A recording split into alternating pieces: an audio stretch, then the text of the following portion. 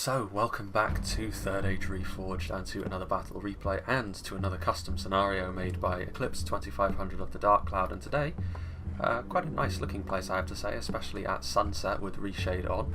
We have another themed battle as well, because this is going to be the WESTFOLD, and will it fall? Because Rohan here are going to be met with a rather large invasion force. Rohan, of course, have to be a little bit unorthodox when they're on the defence, to be honest. They struggle a little bit more so because they're not the most heavy-duty faction when it comes to their armour. They're not the worst, but they're certainly not the best either among all the western kingdoms of men. Certainly on the good side of the fence, they probably have the lowest armour values, to be honest with you. And they don't really have a solid, dependable phalanx that they can fall behind either. So it's going to be quite interesting to see how they go about things. They can deal damage more quickly than most other kingdoms, however, certainly with their cavalry, but also with their infantry. It's also quite a wide battlefield, this. You can see there's sort of a lower settlement down here, and it's sort of, again, 3 layers, albeit they are a little bit more spread out, almost like a fried egg that is sort of splattered out over a large area, more so than a wedding cake, as I normally describe this as. But we shall see. More wide open spaces probably benefit Rohan, if nothing else, to be honest with you. I think this is going to be decided, and Rohan may very well live and die on how well they can utilise the cavalry that they have at their disposal, which we saw on that little flight pass. But we will start off, at the very least, with the forces that are on the attack, and of course, they are going to be headed up by armies flying the banner of the White Hand, as Isengard are on the field today. As we can see, Viper action, he has got some Uruk-hai archers. It's quite interesting, having played Divide and Conquer, how different Isengard seem to be in the two mods. Isengard are still good in Reforged, but they have a more balanced aspect to them. Whereas in Divide and Conquer, they are actually, significantly higher tier than the other Orc factions, whereas it's a little bit more subtle in Reforged. I think both ways of doing things are actually pretty interesting, but it is going to take... Now, I do need to sort of remember which version I'm talking about here. Certainly with regards to the archers in Reforged, Isengard aren't really all that amazing, but their crossbows are even more potent than they are over in Divide and Conquer, so that is worth pointing out as well. Donland Clansmen, of course, they've got the heightened anti-cavalry bonus. They've got the armour upgrade as well, albeit on a unit of militia like this. That's really just something that gives them a little bit of help. To be fair though, proportionally, upgrading lower tier units like this has a bigger impact on their overall stats than it would for a higher tier unit, so it's all about how you want to view it, I suppose. But of course, anti-cavalry bonus, very good, which against the opponents they're up against today, definitely going to be very important. You can see more Uruk-hai archers down here, more Donland Clansmen. Uruk-hai infantry, which interestingly enough actually, against most factions, I think Isengard's Uruk-hai infantry, you could probably see this as one of the biggest strengths of their faction, to be honest with you, certainly relative to the other orcs, because they're very resilient, capable of dishing out good damage as well. They're reasonably expensive compared to a lot of other orc infantry, but they're definitely worthwhile. But against Rohan, actually, Rohan have got quite a lot of AP at their disposal, which makes the Uruk-hai infantry maybe a less attractive proposition, but you still bring them, of course, because they still offer you that solidity to your front line, which Rohan themselves actually don't have. Not really, anyway. Warg Skirmishes, again, a really, really good tool for trying to hunt down that Rohirrim cavalry because of the javelins they throw. Uruk-hai Reavers, more so for their high attack score. Will they be useful here more so than the AP? Because, of course, while Rohan do have some decently armoured units, it's not really the main focus of their faction like it is for their allies in Gondor and Arnor. You can see Uruk-hai infantry over here as well. Just in behind we can see some Bane Guard. Again, looks like they have got the armour upgrade as well. Patches of the Uruk-hai armour on them, so they'll be a little bit more resilient. Just in general, they're more resilient than the Reavers as well, but again, the AP is not all that useful against Rohan, or at least not as useful as it could be. Uruk-hai pikemen, of course, will be very useful regardless, because it will keep cavalry away. But it will also mean that on a front line fight, Rohan will really struggle because they don't really have a direct answer to this outside of ranged units. They'll need to try and deal with them at range rather than in melee. More Bane Guard, and at the back over here we can see the guards of Orthanc, which of course are a very heavily armoured spear unit, which is a safe place to put your general when you're going up against the cavalry powerhouse that is Rohan. Just in behind here we can see another Isengard army under the command of Mr. Sneakman. He's got a couple of units of Trolls of the White Hand, the juggernauts of Isengard's army. Again, Rohan have got enough AP to the point where Trolls won't give them as much trouble perhaps as they would certain other factions, but they do need to be careful, because if the Trolls are utilised at the right time, as in any situation, they'll do tons of damage to their squishier units. A couple of units of Warg Riders, very low number Warg Riders though, similar to the detachments over in Silmarillion actually, so smaller units, but I think that's fair because when you're on the attack, of course, and when Rohan have to rely on their cavalry, if Isengard have got a swarm of wargs, it'll be more difficult for them. But it'll be interesting to see how they come into the aid of the Uruk-hai in front of them. And then just in behind, actually, we've got what looks to be a fully Donland force of lots and lots of clansmen. You can see there's also some Donlending berserkers in there, the shock infantry variant with their two-handed axes, and the Donlending veterans, of course, the lower end line infantry unit that wield an axe. They're on the same sort of tier as the raiders, but the raiders, there are a few more per unit and they're a little bit more defensive. The veterans with that one-handed axe are a little bit more aggressive, and they have that minor anti-cavalry bonus that all the Donlanders have. And they've got the Lurtz hunting pack hidden amongst here as well. Obviously body-piercing projectiles, very, very dangerous. Neither Isengard nor Rohan have got well, this is the only body-piercing unit either faction has. So obviously in a battle like this, that can be a real deciding factor. We've got Inarius over here, who has got yet another heavily Uruk-hai based army with some raiders and some pikemen near the gap, or near the ford I should say.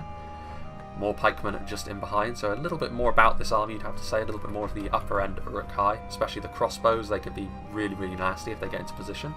Rohan will have to be on the lookout for them. But stuff like the Helmingast, to be honest with you, is probably going to be the most dominant long-range archer on the field today, which is interesting. Uruk-hai infantry are also here in numbers once again. More Uruk-hai reavers, 2 more units of trolls of the White Hand. Very, very dangerous, but again, if Rohan can use their heavy axemen or their cavalry off the charge, the trolls will cease to be too much of an issue. And of course, the mighty Nazkai, one of the scariest units of armour-piercing infantry in the game. And also some berserkers in there as well, who are pretty much the understudies to them. And then swinging in from the north, we have Y2K, who is bringing the only unit of champions of the White Hand to the field today. Probably the most damaging anti-cavalry cavalry unit there is in the game. All round, you could argue the Melkor's Chosen are a little bit better because of the shield they have, but the champions will definitely be the sort of thing that Rohan's cavalry will need to avoid at all costs. Difficult to deal with as well, because while they don't have a shield, they are heavily armoured. He's also got some Lurtz hunting pack, some Uruk-hai archers and crossbows, so a nice mix of ranged threats. Dunlending veterans, of course, again, probably bear quite a lot in common with Rohan actually in terms of style that they go for, in the sense that they trade in a bit of defence for more attack. The irony that hated enemies sort of go for the same sort of philosophies. Uruk-hai berserkers and Uruk-hai infantry, again, lots of good stuff. Warg skirmishes in numbers here in the north as well, and some pikes. So dangerous. I mean, I would say that in this matchup they both have strengths against one another again, but unlike Gondor and Harad, the old enemies, who I would say sort of are equal in strengths and weaknesses, I would give a slightly natural advantage to Isengard in this matchup, because if you play your cards right, you shouldn't be exposed in the way that other factions can be. Speaking of which, though, we shall move on to the defenders. Starting off with Sin of the Dark Cloud. He's got some Eastmark spearmen who, with the largely removed prec trait now, they are actually a little bit more useful, to be fair. Their javelins are not the most damaging, but it's certainly better than most other militia units, purely because of the javelin that they throw. And then obviously they do the same job in melee anyway. Just in behind, Riddermark spears, which are a very average spear, to be fair. They're decent for holding the line, but don't expect them to get many kills, especially not against stuff like Uruk-hai infantry. Civilians are in force as well. Helmingas, who, like I said, should be fairly dominant in a skirmish fight, to be honest. They won't really want to be skirmishing with Uruk-hai archers all day long. But if they are caught doing that, they will come out on top, you would imagine. Westmark infantry and Riddermark axemen actually. So Westmark infantry, decent. I would say the Uruk-hai infantry are slightly better all around because their armour makes them just a little bit beefier in every situation. But the Westmark infantry are pretty closely compared, I'd say, with the Serpent Guard of Harad, in the sense that they're actually decent in melee because of their skill. But line infantry are meant to be really tanky, or at least that's what you want them to be. So in many ways you would prefer to have a more highly armoured but maybe less skillful unit. But you've got to work with what you've got, and the Westmark infantry, when things get down to brass tacks in melee, as long as they avoid the pikes, they should be okay actually. And the Riddermark axemen, of course, will give that armour-piercing bite, which will be quite necessary for dealing with stuff like the Uruk-hai infantry. Mediceld Guard, very, very dangerous unit of javelins, one of the best unit of javelins in the game, and also very, very strong in melee as line infantry as well. Here are the Westmark Marshals, a unit which Isengard will rightly be very frightened of, because they are a really, really good unit of upper-end shock infantry. Lots of damage coming off of them. Uruk-hai infantry will fall in droves if they're not careful. The Helm's Hammers are another example of armour piercing that Rohan have. Bodyguard tier unit of infantry. Riddermark axemen. Shield mains of Rohan are the best tool they have really for dealing with the pikes. They're not AP, but the base damage means that because the pikes are unshielded, they are going to have a really bad time of it if they get some clean volleys off. And then 2 units of First Marshal's Bodyguard. Obviously, in a scenario, you're not really limited by the red limit. In reality, of course, it would be more beneficial to have a unit of Sons of Yall and First Marshal's Bodyguard, but these are Lancers, and I imagine the thinking behind this is they're meant to avoid the wargs, really. So it's going to be a game of micro there, but Sin very, very used to microing cavalry, so he should be absolutely fine there. Then we have Cad Bane, who has got another little cavalry force who could come to his aid, we shall see. Here are the Sons of Yall, pretty much the heart and soul of a good Rohirrim force. They're Lance Knights, of course, very, very dangerous. Riddermark Skirmishers, Javelin Cavalry, pretty good for hunting the wargs, you would have to say, and sort of making sure that they can't be as efficient as you would like. And then a couple of units of Aerid of Aldberg. Again, they are more numerous, so you could arguably say they could be more impactful than the First Marshal's Bodyguard, but of course the lack of a second hit point does mean that they are much easier to kill off, so they will need to be microed a little bit more intensively, but they are quick. Again, the comparison to Harad's Serpent Guard is somewhat apt there, because they're designed to be very fast, and you have to keep your micro up with them. Medicel Guard in this little lower settlement over here, as well as a large blob of civilians. There's some Eastmark Spearmen in there as well with their javelins. There's some Westmark Marshals, Shield Maidens. A pretty large blob there, to be sure. And we also have some Riddermark Axemen and some Westmark Spearmen over here. Then we get into the host today, who is of course Eclipse 2500 of the Dark Cloud, who made the scenario. Big thank you to sending it to me. And he has got some red shields of Erkenbrand, obviously the heaviest horse archer Rohan have. Generally speaking, you won't see them in these kinds of numbers, but horse archer melee cavalry hybrids could be pretty good at dealing with wargs as long as they're microed correctly. Less so with the champions of the White Hand, because if they do get caught in melee, the champions will still rip them limb from limb. But they've got a lot of ammo that they can utilise, so we shall see. And some Sons of Yall riding with them. That's a deadly cavalry force indeed that Isengard will have to be on the lookout for. Mobility will be king in the first stage of the fight, you would have to say. Westmark Spears, Rohan's best unit for holding the line, really, because they offer more than the Riddermark Spearmen. They don't have a phalanx either, so this is definitely the most defensive of all their infantry units, really, that you can mass up effectively. Helmingas, some more Eastmark Spears, a catapult, which could be really, really useful, especially seeing as Isengard don't have their very dangerous ballista with them today. Riddermark Axemen back here, a couple of units of Westmarks, Westmark Spearmen, Westmark Marshals, and of course the infantry. Helm's Hammers, more Marshals, and some Helmingas, and some more Shield Maidens. And finally, I'm just trying to think if we haven't seen a single Rohan unit yet. I mean, Riddermark Archers, I suppose, is the only one we haven't seen, and the Eastmark Axemen. The Tundra's Fox, we've got some Westmark Marshals here, some more Medicel Guard, the Guardians of the Golden Hall themselves, Westmark Marshals. We have got yet more Shield Maidens, probably one of the more dangerous foes Isengard will face, to be honest with you, because if they can keep their pikes safe for the late game, they should be in a very dominant position, to be honest with you, but the Shield Maidens should be absolutely trying to focus them down first and foremost. Helmingas, Ballista Crew, got some more Westmark Infantry, and then down here more Cavalry, so some more Riddermark Skirmishers and some Sons of Yall. So certainly this fight going to be all about how Rohan use their cavalry. If they don't use it well at all, Isengard will win, because of course Isengard's armies, it is a 4v4 siege, so as you would imagine the attackers have got some really, really scary stuff among their ranks. Mr. Sneakman's Donland army is probably the only mediocre one, and even that has the Lurtz hunting pack, which has the potential to easily be the highest kills on the field today. But everything else is made up of some scary stuff, and Rohan's infantry will struggle in the long run. They can do damage, their axemen in particular can do damage to Isengard, but they will need their cavalry to do the business, and a lot of that will be done, I think, in the first half of the battle, or at least they definitely don't want to be saving it for the top layer of their defence. But without further ado, let's begin.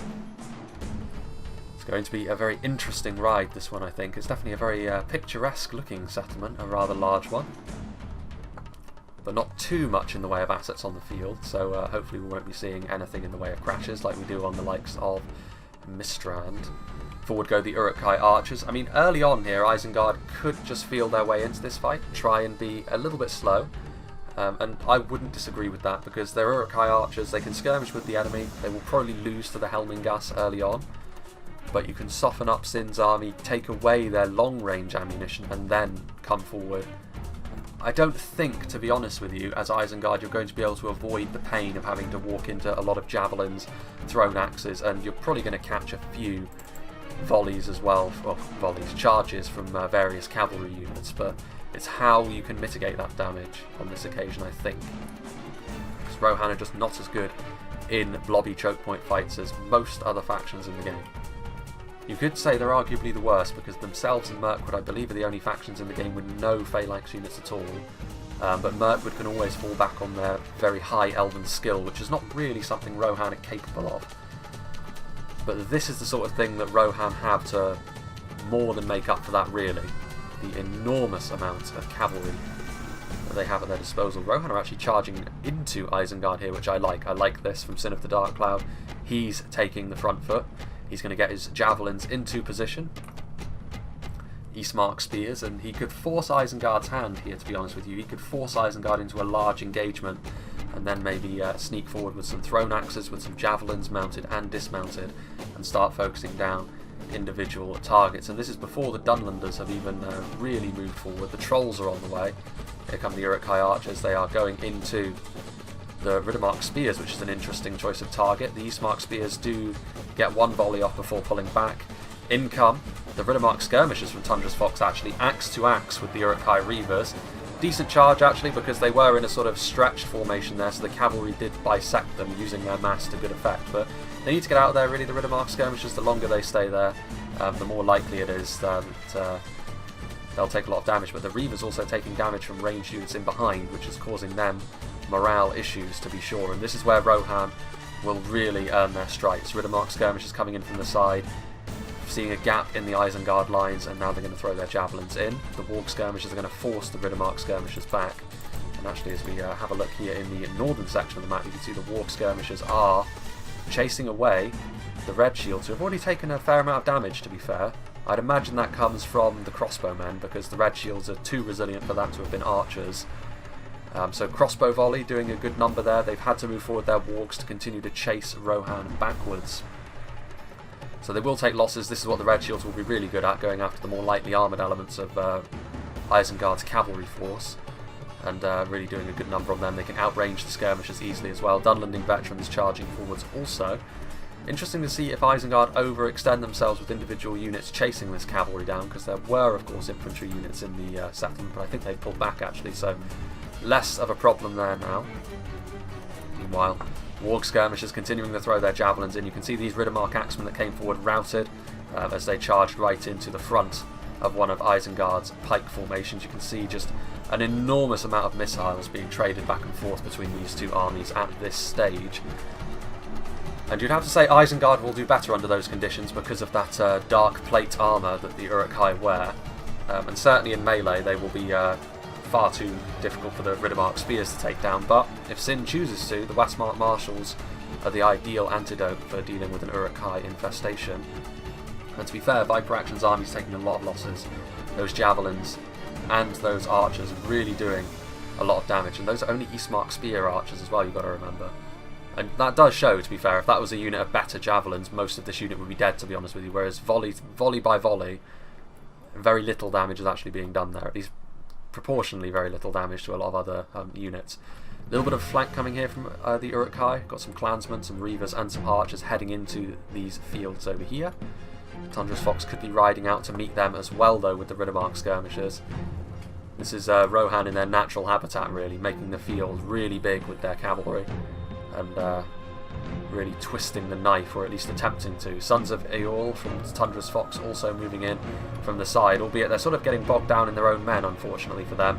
Big flank actually coming in here. Lots of thrown axes coming in. They're targeting the Uruk-hai reavers. They're in a good position to do so, and they will rip them apart as well. Lightly armoured and unshielded, exactly what you want to see. And the Uruk-hai infantry running for the hills. A combination of those thrown axes and the mass coming in from the flank of the Sons of Eorl is enough to send those Uruk-hai scrambling for the hills. It's interesting actually, this is a situation where the Donlanders might fare better than the more heavily armoured Uruk-hai, because at the very least they can defend themselves from this cavalry force a little bit better. There is a shelf life on this army out here for Sin though. It's very bloody out here, and so far the Rohirrim have definitely made the attackers bleed for this. But eventually they're going to run a little bit low on manpower. You can see over here there was also the Riddermark skirmishers. It's interesting to see, I don't know if there really is anything over here. There's one dead horseman.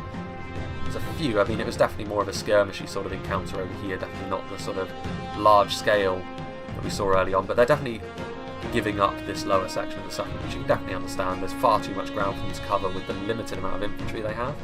But I would argue that they should probably have cavalry still running around in the outer sections of the battlefield. Eclipse has still got a lot of his cavalry, of course, in spite of the volley from the crossbows he took, but there is still cavalry up here that they can commit to a little bit later on. So over here, Tundra's Fox moving over with more Riddermark skirmishers, or at least repositioning them. Medicell Guard are here. You can see there the Donlanders' victory seems certain, which is interesting considering the Helm's Hammers are here, and the Westmark Infantry. I imagine that battle will probably turn around on the Donlanders at some stage. They do have some decent damage on them. You can't take that away from the Medicell Guard getting shot from the fields. This flank will be more and more of a problem for Rohan, because they don't really have anything other than cavalry that they can send to get in the way, but a lot of it is spears and heavy axemen. Not the best units for them to deal with. That, I think, is Sin's general as well. So you can see, in spite of the damage they have done to the joint forces of Isengard and Donland, they are being forced onto the back foot, which is understandable. You can see why that's happened. It's obviously been set up to do so. But you have to execute. The Warg Riders taking damage, the Sons of Yall are here. All the charge coming in from the 1st Marshal's bodyguard. That's bad news for the Trolls. One of them does indeed fall, 2 of them fall actually. Connecting there from the 1st Marshals, very good from Sin. Some routing Riddermark Axemen. So the Wargs and the Trolls clearly coming over to this side to try and deal damage to the cavalry, but of course if either one of those 2 units gets charged, they often find themselves in trouble. There are Dunlanding Berserkers on the way as well though, so with so many of these wild men here, it is an issue for Rohan. Because if they do linger for just a little bit too long, especially against the higher damage of the Berserkers, I mean this is obviously where the Berserkers are at their weakest, when they do get charged into, but if they linger for too long, with Wargs and Dunlanders around, they will take a lot of damage over here. This was where Sin's general fell. The Guards of Orthanc here, another very nasty unit for cavalry to try and deal with. Again, a charge can do it, but you have to be very, very careful at charging into bodyguard spears. Eclipse is sending over his red shields. Uruk-hai Reavers continuing to push through the lines, trying to disrupt the Medicell Guard. Of course, the Reavers will fall to the Medicell Guard, but as long as they're not throwing their javelins, Isengard's force can continue to move in. Helmingas have been pressed into service on the front line, as have the civilians. The hatred of the Dunlanders carrying their attack forward. Dunlanding clansmen, defeat seems certain for them, probably due to the charge they just took from the Sons of Eorl. It's interesting they're trying to pull through the line. I wouldn't recommend that with all the damage that's going to be thrown around in here. The Helmingas are also fairly depleted, not massively though. But this is still a fight that Isengard will go on to win eventually. Another flanking force, a lot of Wargs over here actually. A lot of Warg skirmishes, Riddermark skirmishes coming in from Cad Bane. They need to be careful, there are Trolls. And a lot of these units back here are actually the Rohirrim skirmish cavalry, so they don't really have the ability to charge in and kill the Trolls in one fell swoop. And the Trolls know that, I think, because they're moving forward to try and engage Tundra's Fox's Riddermark skirmishers as we speak. Of course, the downside to giving up the lower section is that now Y2K's army is going to start coming over here. So I mean, it really does show that this Rohan army out here is ultimately doomed.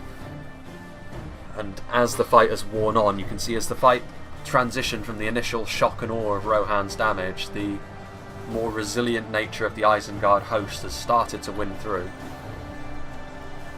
Rohan are still fighting hard on the front line though, and those Medicell Guard, they're picking their targets well, going after the Guards of Orthanc. Another charge coming in from the 1st Marshal's bodyguard, but it got sort of bogged down there and in amongst all of these Dunland clansmen. Careful, Bane-Guard. I'd imagine that's Viper Action's army that has lost half of its force. You could argue Rohan needs to do more than that though. Given all the cavalry that they have, they need to do a lot of damage to the Isengard armies out here. I would argue that Viper Action and Mr. Sneakman's armies should be already on their last legs by the time the other 2 Isengard armies in the north are moving onto the upper layers to deal with the bulk of Rohan's infantry. Dunland clansmen, with the Uruk-hai Reavers surrounding and ultimately routing this unit of Helmingas. What have we got going on back here? Veterans moving forth. Medicell Guards surrounded, fighting hard, but they will ultimately fail, as will the Shield Maidens, but the Shield Maidens were one of the main sources of damage, and you can see there is more cavalry charges coming in. They're going after the pikes, which is bold, but as long as the pikes are pointing the wrong way, it is a way that you can deal damage to, but you can see as soon as they turn around, a lot of these riders start to fall away. in sustained melee, there is no two classes of units that are more incompatible than pikes and lancers. Donland and clansmen are back here as well. They need to be a little bit careful of the stakes back here, Rohan. But Isengard definitely pushing forwards now. You can see this engagement now is very stretched across the field, which is probably bad for Rohan at this point. I mean, they can try and use their cavalry to good effect, but what remains of their infantry, which is not all that much to be fair, is going to be hunted down. The half-orcs and the Dunlanders, hatred in their hearts, moving in. Champions of the White Hand are over here from Y2K as well, which is another something of big concern, I would say.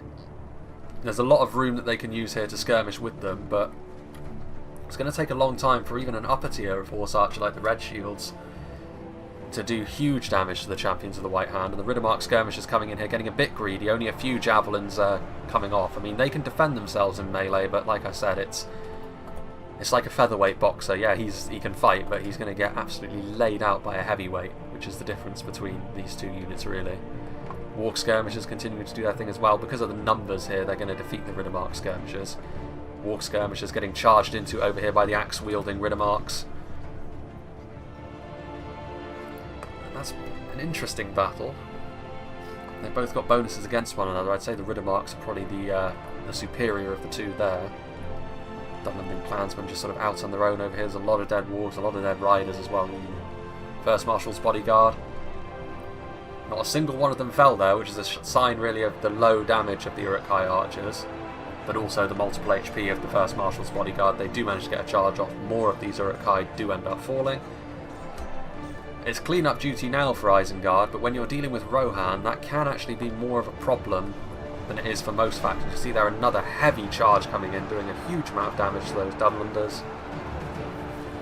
Isengard now, it's probably worth their while to try and actually reorganise their infantry force and come at this from a more organised perspective, because this is a situation where in the chaos, if Rohan can continue to get charges like that off against the veterans and now against the Uruk-hai archers as well, they can definitely make their cavalry pay for itself very, very easily. Of course, you can see here champions of the White Hand coming into the Riddermark skirmishes. They will probably break in the face of the most dangerous of the Uruk-hai that Saruman has grown. I suppose they're Nazkai actually, aren't they? Really mounted Nazkai.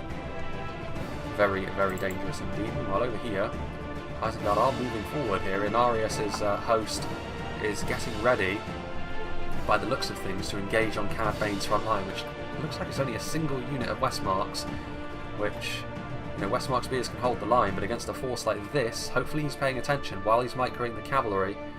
This could be a problem. While the cat's away, the mice come out to play, so to speak. And that's exactly what's happening here if he's not paying attention, because Isengard could start to push up into the upper reaches of the settlement while their attention is elsewhere.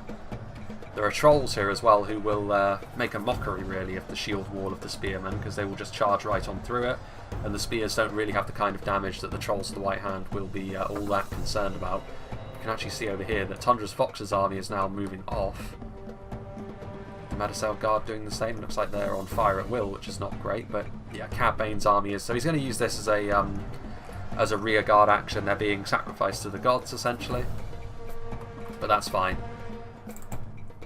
Such is the need of Rohan at the moment. They can try and wall themselves up on the higher reaches of the settlement with their infantry, and then have their cavalry down on the lower reaches, being a constant headache for Isengard.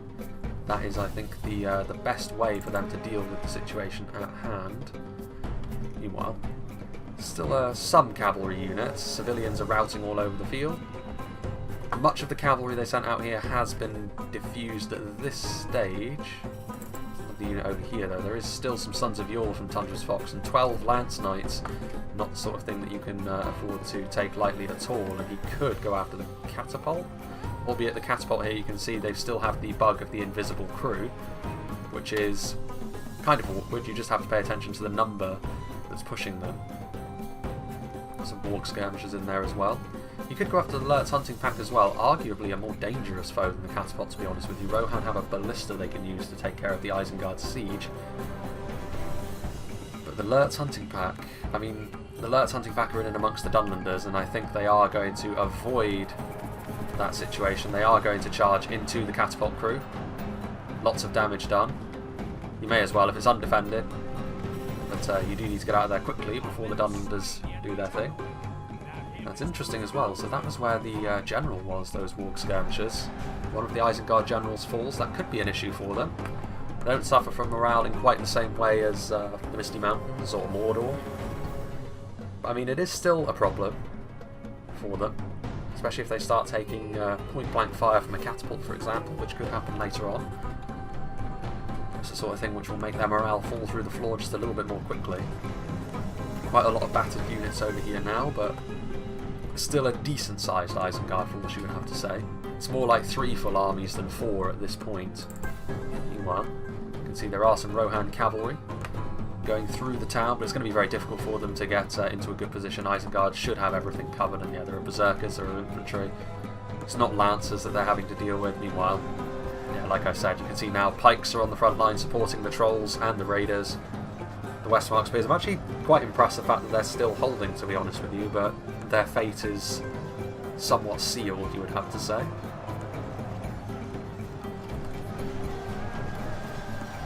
As those giant black clubs of the Trolls of the White Hand continue to rain down upon them. There is actually another blue arrow over here, and indeed, there is, since First Marshal's bodyguard weren't killed, they just transitioned from the south of the map to the north, and he's trying to go after some of Y2K's units, and he does get a half-decent charge off on some Uruk-hai infantry. The more of these Uruk-hai they can kill now, the lower the workload for the Rohirrim infantry at the summit of the settlement. Another charge coming in. And again, they don't have an anti-cavalry bonus, the Uruk-hai, so this is a good choice of target, and they are isolated, so while the size of the unit does... well, there is also the small matter of the Uruk-hai crossbowmen, who will send the First Marshal's bodyguard fleeing for the hills, but still a worthwhile series of charges there. Sin getting some good value off his cavalry. They're depleted now, so they won't do as much damage per charge, but as many as you can kill with cavalry units like that, it's more than worthwhile. Uruk-hai Reavers are there. Are they still fighting? Surely they must be broken. I mean, they're nearly dead to the last man. There's no way they were fighting indefinitely. Quite an open little defensive position this, so quite a lot of ground for them to cover, the Rohirrim, but they don't really benefit, like I said, from a narrow choke point in the same way that others do. You could argue actually that a wider position like this that allows them to use more of their javelins and such could be better. A little bit surprised these Westmark infantry are not already at the top of the hill, but they are definitely going to be needed, lest they get intercepted by those trolls. What's going on down here? Still some champions of the White Hand celebrating as they finish off yet another Rohan cavalry unit, but there's only 3 of them left, so they have been largely expended at this stage of the battle, which is interesting. So it has been a hard fight for them. Routing Westmarks, just having a little look around to make sure there's nothing left Rohan-wise over here. Those Westmark marshals are routing off, but it was a very brutal fight, as you'd expect from quite a wide engagement over here, involving a lot of mounted units and a lot of axe throwers, javelins, archers and the like. For the infantry, it was always going to be a short and sweet engagement. Perhaps not so sweet, depending on your point of view. Meanwhile, what have we over here? First Marshals. They're very depleted at this point. To be fair, I think Y2K is probably the best suited for dealing with this, because he definitely had the widest array of ranged units. He had regular archers, rangers, and crossbowmen. He even had Warg Skirmishes as well, so he had mounted javelins too. So he's got enough tools to keep stuff at arm's length, definitely, and he's got some pretty solid units of infantry. Meanwhile, these trolls, they have taken losses actually, which is kind of interesting. You can see here Cad Bane. Rohan not wanting to move into the teeth of these. I mean, these Rohan can actually get a cheeky charge on the Trolls of the White Hand, but I mean, they're close to pikes. You really don't want to be wasting your cavalry too much if you can help it. Still this, it's very depleted at this point, this force of cavalry, but it's still something Isengard need to be on the lookout for. Small units of cavalry that are still back here, still a potential headache for later on. You can actually see as well the cavalry is, I think, trying to do that as well. It's trying to sort of sequester itself away, perhaps in this wooded area at the back edge of the map here. because there is a way down that they can utilise. There's a little pathway along the back edge here as well. Lots of ways that Isengard could potentially try and move in. So there's the way around the back edge there. There's three choke points on the front. 3 choke points of pretty large size, you would have to say. What is going on here? Eclipse has charged in with his red shields. Again, they aren't melee cavalry when they pull out their melee weapon, so they're not quite as devastating on the charge, but the mass of cavalry is always going to be enough to do decently off the charge, and that is going to be the case here with the Donlanding veterans. But you can see a few riders were pulled off their mounts as well. Again, the Donland anti-cavalry bonus at work. Y2K can't afford to lose too many of these units, however, and he does need to get them out of here, because as much as the anti-cavalry bonus does help, it's not going to help if they just get continuously cycle charged here. And Isengard have already taken a lot of losses throughout the field so far. Oof. Brutal. Yeah, and these Donland, actually the Donland veterans at this point are largely gone, so Y2K may be getting a little bit too far ahead of himself, and some good value here for the red shields, who have already spent a lot of time skirmishing with the wargs, and to be fair, it looks as though they did a pretty good job. Eclipse's Sons of Yore, meanwhile, I'm not sure what on earth happened to them. I would imagine they either got caught by said wargs or the crossbows, which I think is more likely, got them zeroed in and a few volleys ripped through them. Definitely something you have to be on the lookout for. I think that Isengard's crossbows, to be honest with you, are arguably their best anti-cavalry tool. Javelins from the Snaga. So he has some Snaga as well, which obviously can hide. The Isengard variant of the Snaga, sort of more grey-skinned, with the mark of the White Hand placed upon them. But another really useful tool. Cheap javelins always are, but yeah, these Donlanders have been smashed into the dirt there as the mail-clad Rohirrim riders do their thing. There's some pikes shuffling their way across, but pikes not exactly the most reactive unit, shall we say. Helmingas. Again, they've got the high ground. Not often that Rohan will find themselves in a matchup where they are the ones that have got the archer which can more comfortably sit in this kind of fight, but against Isengard it most definitely is one of those matchups, because you're rarely going to see the Lurtz hunting pack get involved in a skirmish fight. Even if you did, you would argue that that would be exactly what Rohan would want. Again, Uruk-hai Reavers, a good choice of target again, because every volley these Helmingas let loose, they're going to get a good amount of kills here on these relatively lightly armoured and unshielded heavy axemen. Again, more like scraps of leather that the Uruk-hai Reavers use as their armour, and they don't even have the benefit of that small shield that the raiders get access to. Slowly but surely, Viper action is also moving forwards. But yeah, Rohan, the Helmingas are a decent unit. Like, they don't have maybe quite the same presence on the field as something like Dale's Bardian Marksman or the Balaketh Marksman from Umbar, but they are in effect the same kind of unit. An archer which is well armoured, has a shield value, and doubles as a sort of makeshift line infantry when things get sort of desperate. This, I think, is a questionable play from Inarius to send these trolls in quite so quickly. Lots of those javelins were just wasted from these smart spears, but I mean, they're not exactly the most important unit anyway.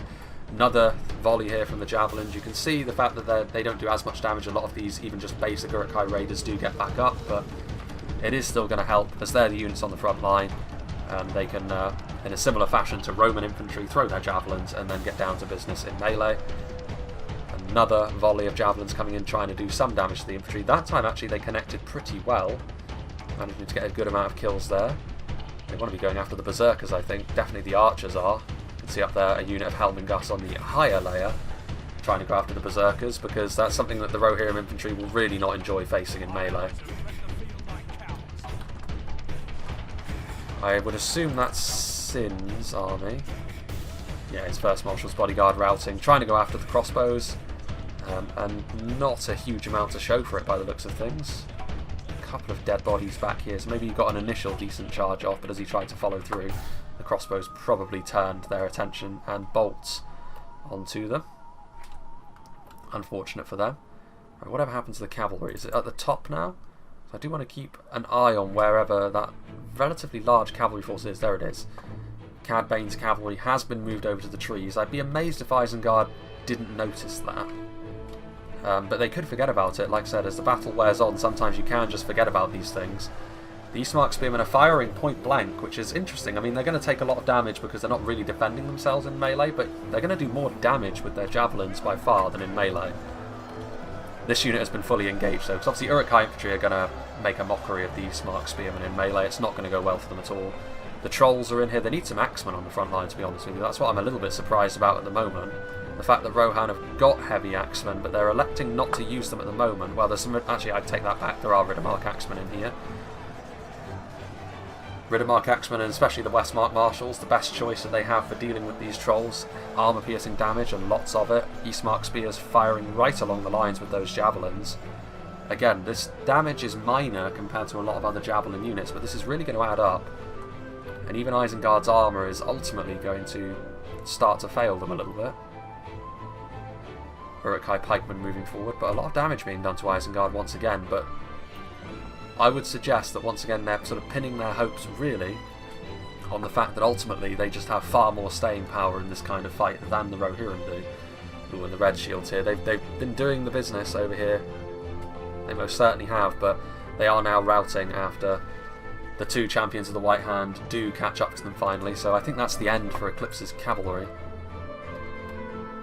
Unfortunately for him, but he still... Well, actually, no, he's got some red shields still in reserve. We'll see if they can be utilised, but now it's time for his infantry to take centre stage. There is actually another pathway up over here as well, so I mean, Isengard are not short on routes they can take. It's actually to the point, though, where they will have to leave some routes unattended. They do need to focus to a certain extent on a certain number of them. I think 3 would probably be ideal.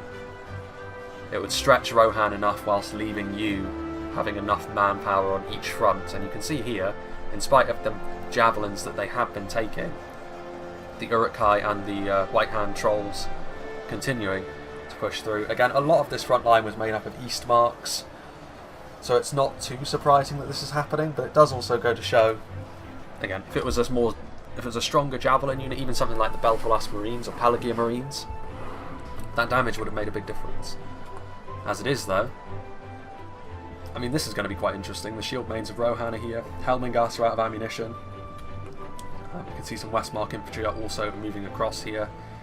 It's going to be punishing. I mean, the Uruk-hai infantry are probably one of the better targets from Isengard's perspective that the shield mains could be going after, because their armour and shields mean that from the front, even with the huge base damage that axe throwers do tend to have, they don't do as much damage as they would against the unit of pikes, for example, which is what I would be... That would be first port of call for me if I were... Rohan against Isengard, if you're Rohan, one thing you need to be thinking, regardless of what kind of matchup it is how can I get my shield maidens trained on the Uruk-hai pikes? Because if you can take away Isengard's phalanx from them, your AP can give you what you need in the melee fight. As long as you engage correctly, of course. Isengard will be trying to do the same to you with crossbows and the like, and you can hear the whistle of the bolts now, trying to go after some high priority targets, I'm sure. This could be interesting though. The Nazkai have wormed their way in behind the lines. They're going to take some damage there from the axe throwers. You can see the difference that a shield does make. Those volleys are pretty lethal from the shield maidens, and the difference a shield makes against axe throwers is apparent for all to see there, because the Nazkai armour and multiple HP nature means they should be pretty good at taking damage, but the axe throwers doing the job there. Whereas against the infantry, they weren't so good. But the Nazkai are here now, which is a concern. More axes being thrown. I wonder if they're going after the trolls. Again, there's not a great deal of sense in that, because again, very heavy armour, very heavy shields. I think they're pointing the wrong way. I think they are got their backs to the shield men. It's kind of hard to tell with trolls because there are so few of them and they all tend to be pointing in different directions. In come the Uruk-hai infantry, fighting against the Westmark infantry. Westmark infantry actually is a relatively even match with the Uruk-hai infantry, but like I said, I would give the slight edge there to the Uruk-hai, and there are far more of the plate-clad orcs here than anything else. And you can actually see as well Viper Action's depleted army following in this assault, so they are actually going for a more focused approach, at least so far. These Helmingast just run out of ammunition just as I get the camera into position to have a look at what they're shooting at.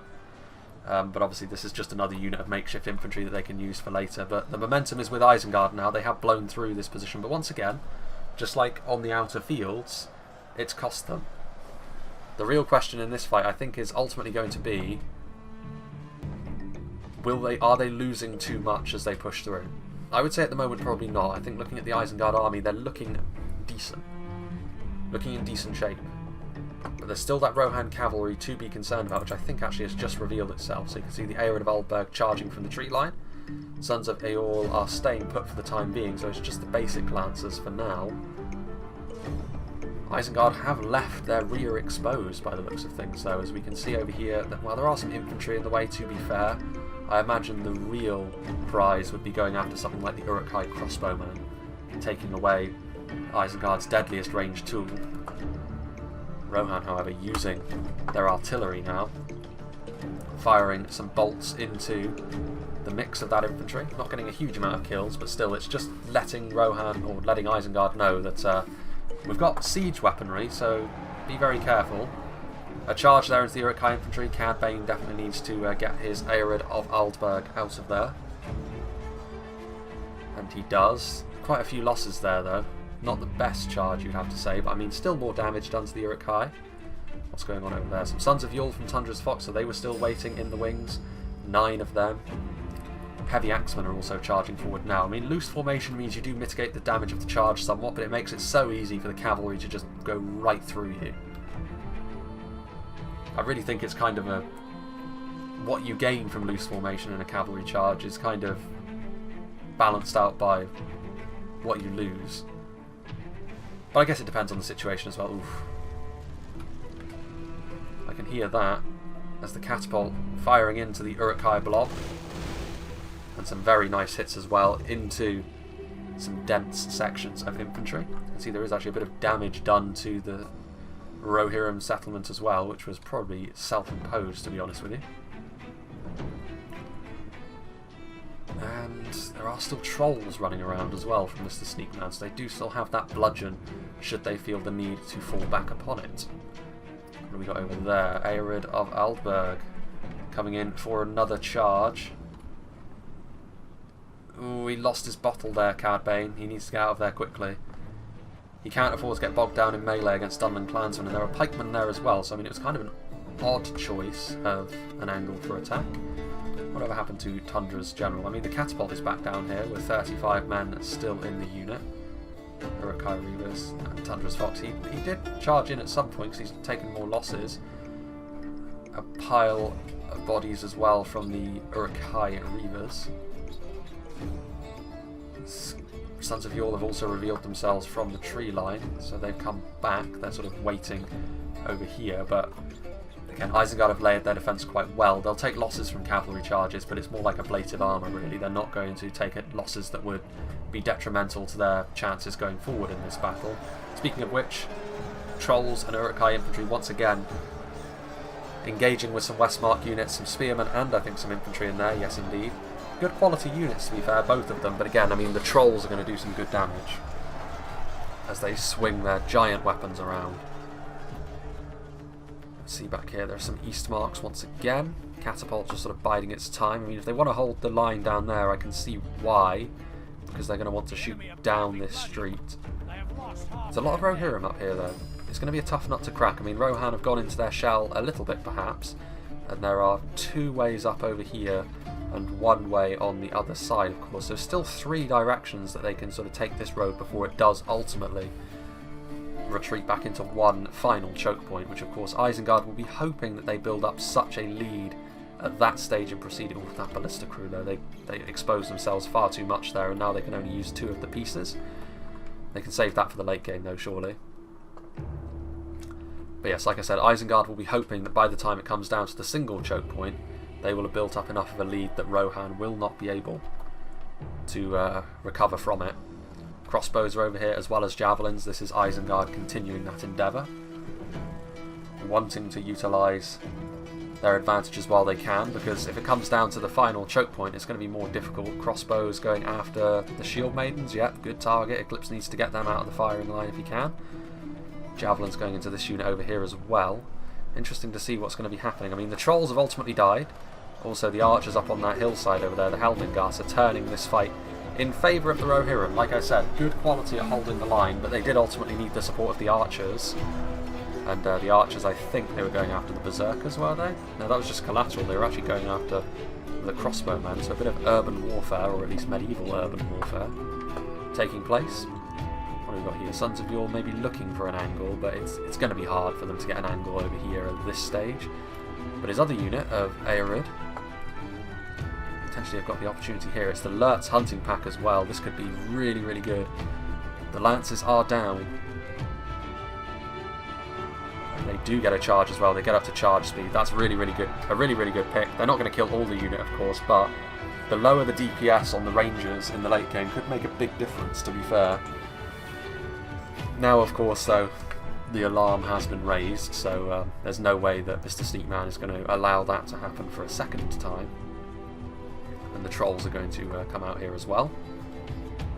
Interesting to see how they deal with this. I mean, I think Isengard would be quite reluctant to use their crossbows on the Aerid because they will want to save them for later to try and unpick the Rohan defense. They're going to charge into the Bane Guard here. I mean, why not? As long as they cycle out quickly. That was a bit of a limp-wristed charge, though, unfortunately. Yeah, not many of the Bane Guard fell at all there. Again, if you're going to commit to a charge, you need to do so. If there's a unit in the way, you need to react. Like I said, Rohan's fate will be bound up in how well they can utilise their cavalry here, and more is going to be needed from that than that. Fire arrows being used. They're trying to break the Uruk-hai, and they will succeed here because they're very depleted. They're also grilling some of their own men, unfortunately. The Berserkers are taunting, chanting at the wall, which is a bit strange, but no matter. This little choke point over here as well, near to the... Is this a moat, or is it just a lake? Or is it a river? Does it run the whole length? Are all the water systems connected? Nope, so it is just an artificial moat on the back edge. You can see here the Snaga are in position, trying to do some damage. Well, I say trying to do some damage, succeeding in doing some damage. Trying to whittle down the Westmark spears. Again, every little helps, and with a cheap javelin unit like this, you have certain expectations, and as long as they can contribute, you're happy. You could say the Eastmark Spearmen would probably be well enough served just returning fire, to be honest with you. They're both javelin units you don't expect a great deal from, and to be fair, the Snaga are so light on defences that they'll probably be ripped to shreds by a javelin volley by the Eastmark Spears. To be fair, the Uruk-hai infantry are still fighting. They're made of stern stuff, clearly. But it's not going to be enough. Snaga skirmishes moving forward. Rohan are pushing forward. They need to be careful not to do so too much because the Snaga will have a better shot on them for it. What is going on over here? Still actually, these are Riddermark skirmishes from Cad Bane that have sort of re-emerged. Whatever happens to the Aered? If I see a giant pile of dead horses, it's going to be quite unfortunate. That could, however, be...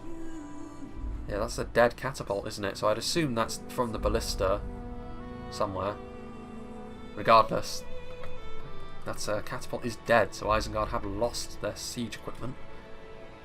Where did the Aerid go? They retreat back into the trees? One of the units is over there, but I know he had two. Well, anyway, maybe we shall see them later on. As for now, it is a bit of a sort of a lull in proceedings, really. While there are still battles going on, they're rather inconsequential to the battle as a whole. They're sort of just probing one another's defences, really. What remains of these Uruk-hai over here, and of course javelins coming in from the Snaga. And just over there. Means that the Rohirrim are also wavering at this point, taking significant losses. Unfortunate for them, but not the worst thing in the world. Rohan obviously will live and die here based on their final defence. A little bit more, well, you know, these Eastmark Spearmen have been fully run over by an Uruk-hai assault. Some Westmark infantry coming in now to engage with the Uruk-hai. Eastmark Spearmen pulling back just a little bit. It's a fairly sizable assault, this, from Isengard. Rohan can't afford to take it too lightly if they want to hold on to this layer of their defences. Helmingast that are out of ammunition, moving forwards as well. Shield mains of Rohan are also in position ready should they be needed. And the Helmingast will get into melee here. Obviously they're not quite as good as the Westmark infantry in melee, but they're no slouches. They will contribute. It's not like they're just throwing in a meat shield. Westmark Spearmen here in these trees. A few of the Uruk-hai have come over here, and obviously that's going to be enough to convince the Westmark Spearmen to come in from the side as well. As some of the Axemen also find their way onto the front line. Eastmark Spearmen at this point throwing their javelins in a decent angle actually, and obviously that will have a little bit of damage being applied. Ooh, the area of Valberg, so that's where Cad Bane's cavalry went. He finally broke off this way. I say broke off, he charged into the Uruk-hai. It doesn't look like he actually did a great deal of damage. He needs to push through here quickly as well, because there are only 9 berserkers, but they will rip through cavalry if you stick around in melee with them for too long. The Snaga are here now.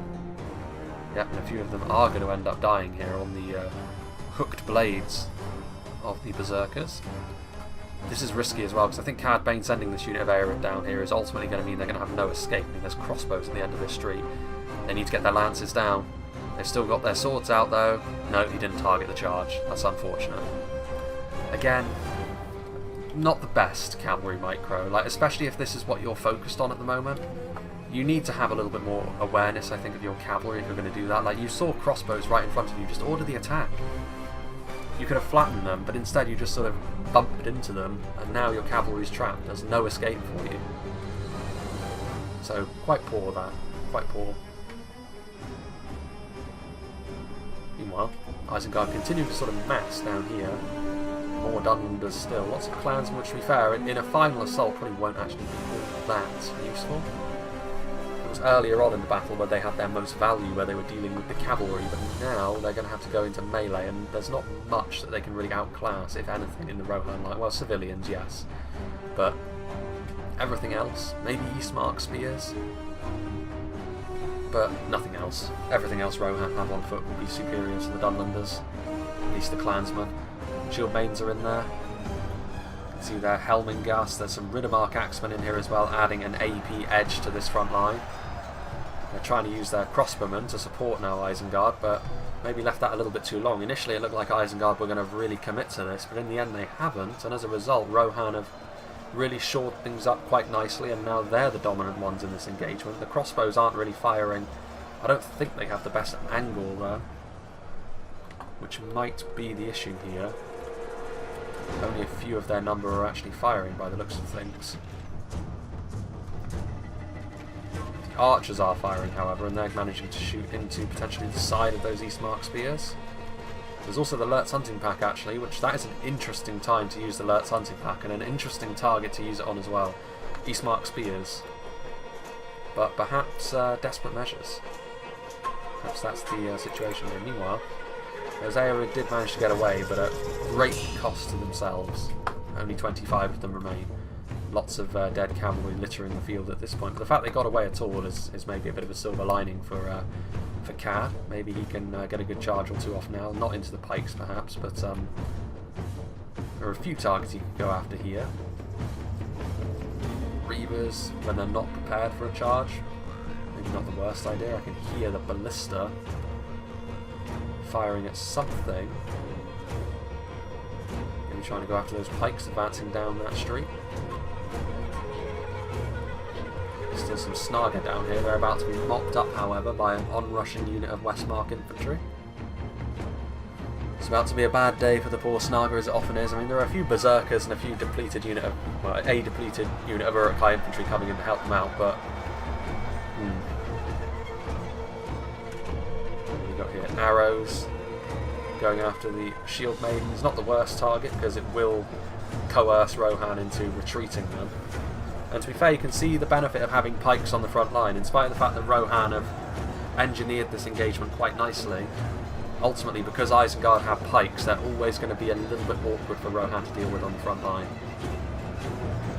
And that could be the difference between victory and defeat in this particular engagement. As we get into the guts of the fight, you can see that Riddermark Axemen, a useful unit for Rohan to have against Isengard, but if they're held at arm's length by the pikes, it's a problem for them. Still Lurtz hunting pack scurrying around. There's still reinforcements. Cad Bane's units arrayed and ready as the Westmark infantry continues to move in. There's only 2 berserkers remaining at this point as the Snaga run for the hills. There is a full unit of Uruk-hai infantry over here which could be utilised to good effect. Of course, we've seen plenty of Isengard and their iconic style in the Divide and Conquer campaign where I'm playing as Lothlorien. They are pretty much the chief enemy of that campaign at the moment. And they're showing their unfortunate loss of the general there, as he was in and amongst the pike formation. He does get killed by an axe there, but ultimately Isengard are still showing their credentials, showing that they are a resilient faction, to be sure. And Guards of Orthanc. Pikemen are moving forwards. Interesting to see where those Sons of Yule go. They could have charged into the Uruk-hai infantry there, but they chose not to, which is not necessarily a bad thing. They could be trying to save as much of their strength as possible for later. We shall have to wait and see. Is there a unit over here? Yes, there is. The Arid of Aldberg are over here making a nuisance of themselves, but their charges aren't quite what they used to be now that their unit is so depleted, and they don't have quite the same oomph as knights, so they are still useful though. They can definitely be used as an irritant, but not quite the powerhouse that the Sons of Eor could still be. And here the Rohan front line, you can see how quickly it went there from Rohan having a pretty good engagement set up for themselves, so how quickly it fell apart. And definitely one of the main catalysts for that was the Uruk-hai pikemen. They're being backed up now by berserkers, the support from the crossbows and the archers, and Isengard now on the march. And you can see now that Rohan, they are going to fall back to the final stand. This is their best defensive position because there is only the one choke point. They also have the artillery that can be utilised to good effect, but it is backing themselves into a corner. There is nowhere else to go after this. Isengard's crossbows could still be of huge concern. We shall see if that does indeed turn out to be the case. The catapults are firing in, seeing an opportunity to go after the advancing Isengard host and getting some good damage in there as well. So far the catapult has been used sparingly, but when it has been used they've scored some good hits, which is good to see.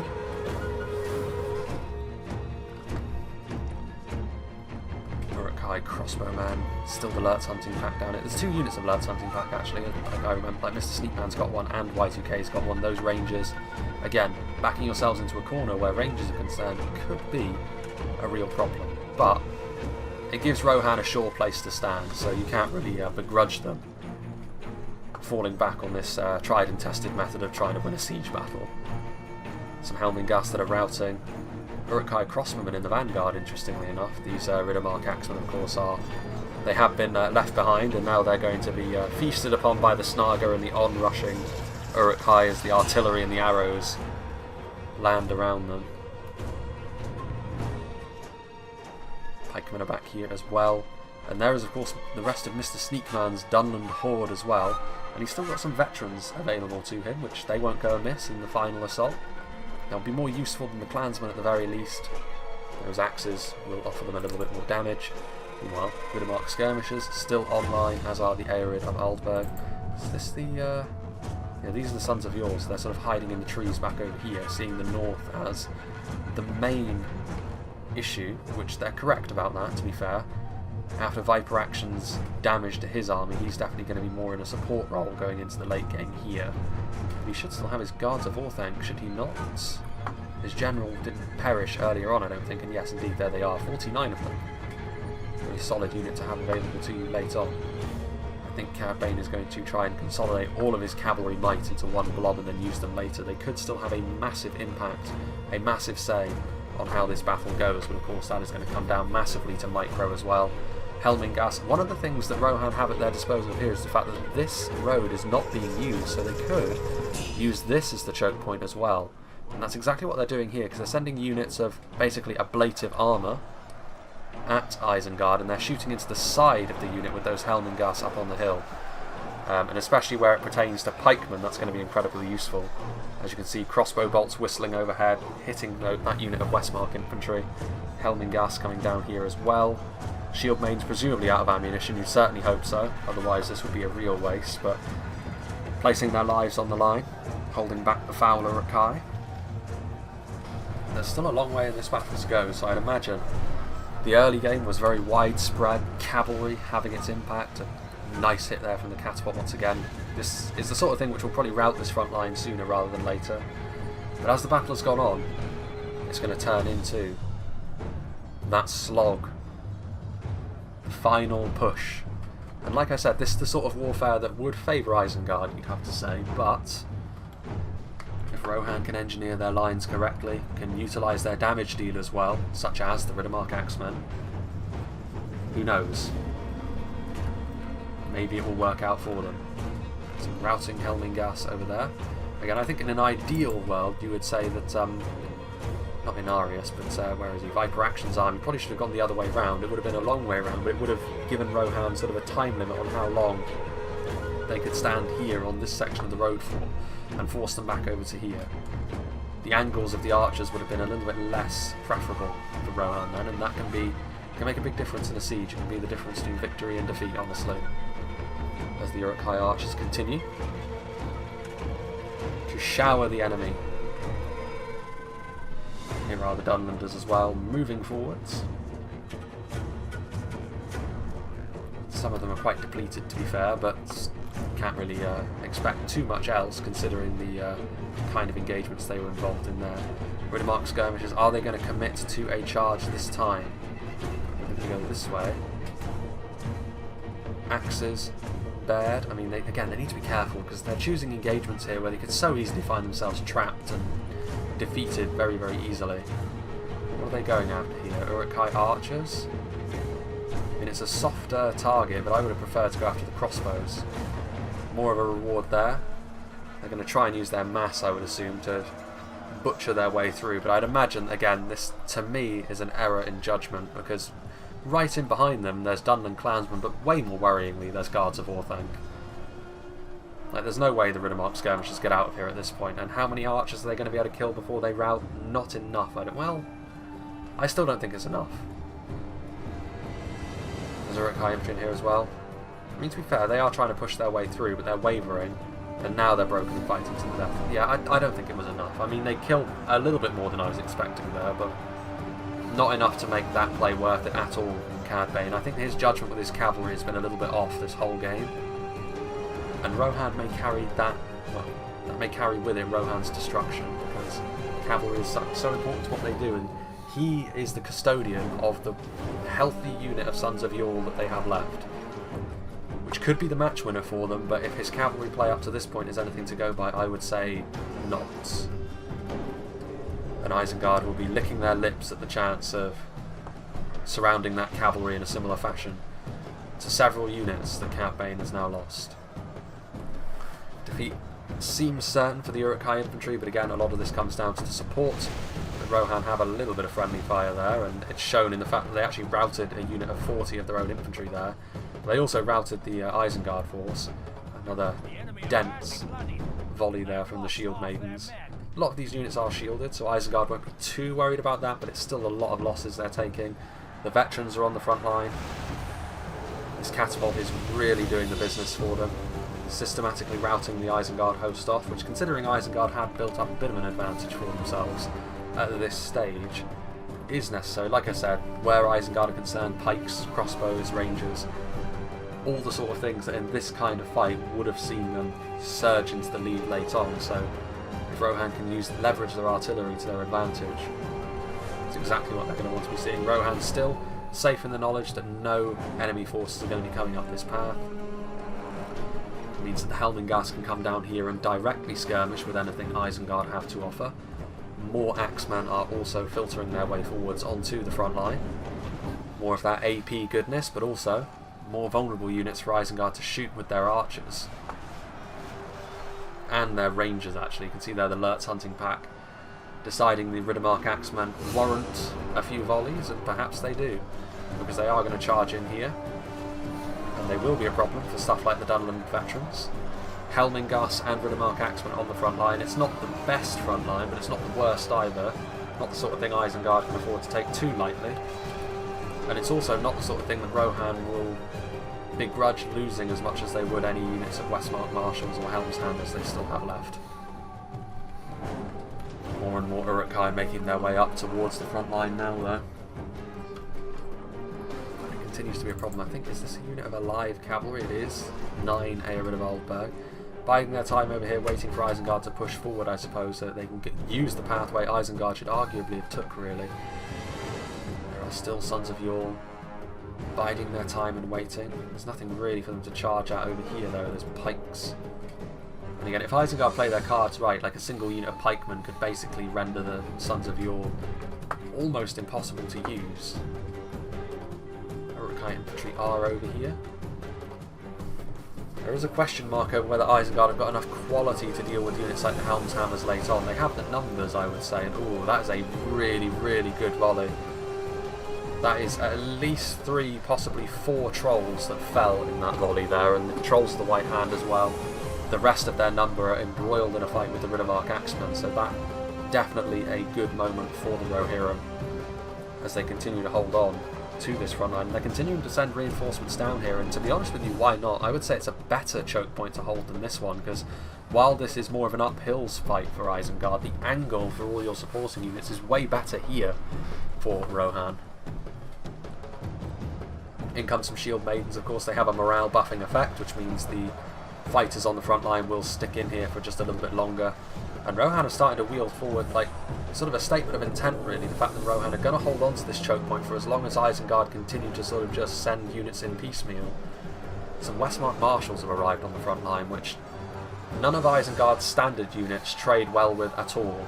The Uruk-hai will do the business. The Uruk-hai Berserkers taking a full volley there from the Shield Maidens. A good time for the Shield Maidens, really. They do have 3 HP, but that is the only real form of defence they have. Not a lot of defensive skill at all, no armour. So as soon as those hit points are gone, they fall away very quickly. They're definitely a flash in the pan kind of unit, but oftentimes that flash is very deadly.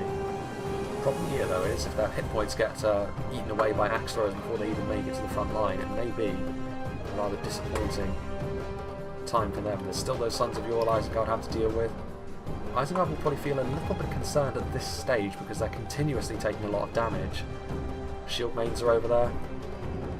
The Ballistae is there. I don't know where the Ballista crew is. They may all be dead, actually. There was only 8 of them left after all, and I think with stuff like the Lurtz hunting pack shooting up here, it may have been the end for the Ballista, which is unfortunate, but considering how well the catapult has done, you'd have to say it's kind of more of a neutral performance overall from Rohan's artillery. There's some fighting to the death Dunlanders. Uruk-hai archers are on the front line. Some berserkers from Donland. Only 10 of them remain, however, and axe to axe, Rohan have got a huge advantage on the front line now, albeit the AP is maybe not being utilised to its fullest effect if they're fighting stuff like Reavers, but the quality of unit still means that Rohan are going to be pretty dominant indeed in that particular fight. Meanwhile, Sons of Yore did charge forward, but again, it's not really the best charge clearly here, otherwise they would have gone right through that unit of Donland clansmen. As it was, they just clearly just brushed up against them, killed 5 Donland clansmen and lost a rider. Again, not good enough, to be honest with you. Need to be doing better with that cavalry. I know that I struggle with cavalry micro quite a bit as well, but all you need to do is commit sometimes and trust that the charge will do the job for you. I think this is probably where Rohan are going to sort of just leave what they have here fighting on the front line for as long as they can and then retreat one last time to their final stand. That might give Cad Bane the opening he needs to use his cavalry. What cavalry has remaining to him, as well as Isengard scramble forwards to then try and do the business. Forward comes some Uruk-hai pikemen. The Shield Maidens of Rohan should be making an effort to target them, and indeed they do. More of those pikes falling, because the Uruk-hai pikes are probably the best thing they can use against the Westmark Marshals. It just means you can push them back a little bit more. Another volley coming in from the Shield Maidens as well. It's been a very brutal phase of the battle, this from Isengard. Early on, both sides bled one another quite a lot, with Rohan maybe having slightly the better of it. The middle phase of the battle, however, Isengard really surged back into it and claimed the momentum for themselves. But in this choke point, I'd say Rohan have really put themselves in a good position moving forward. And you can see they are ahead in terms of the percentage of kills, but it is close, and in a siege like this, in the late game, the attackers do tend to surge. One of the armies is gone. It's not Viper Actions, interestingly enough, is it? May very well be Mr. Sneakman's Donland force, because his trolls are all gone at this point. Where is no, his Lurtz hunting pack are still there, so Y2K, so it's Inarius then.